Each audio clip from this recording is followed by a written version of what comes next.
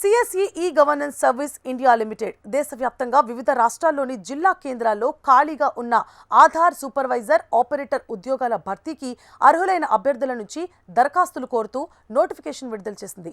ఈ నోటిఫికేషన్ కింద మొత్తం 282 ఆధార్ సూపర్వైజర్ ఆపరేటర్ ఉద్యోగాలను భర్తీ చేయనుంది ప్రభుత్వం.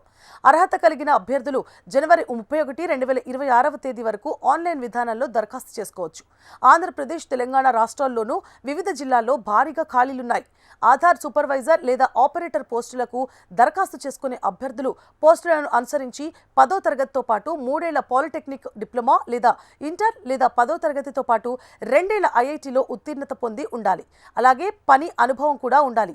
అలాగే అభ్యర్థులకు ఆధార్ ఆపరేటర్ లేదా సూపర్వైజర్ సర్టిఫికేట్ కూడా తప్పనిసరిగా ఉండాలి. కంప్యూటర్ బేసిక్ నాలెడ్జ్ ఖచ్చితంగా ఉండాలి. ఇంకా అభ్యర్థుల వయోపరిమితి 18 సంవత్సరాలు అంతకు పైన ఉండాలి.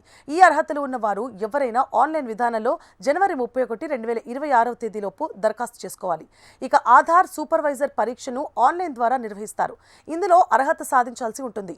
విఎల్ఈస్ ఈ పోస్టులకు దరఖాస్తు చేసుకోవడానికి అనర్హులు.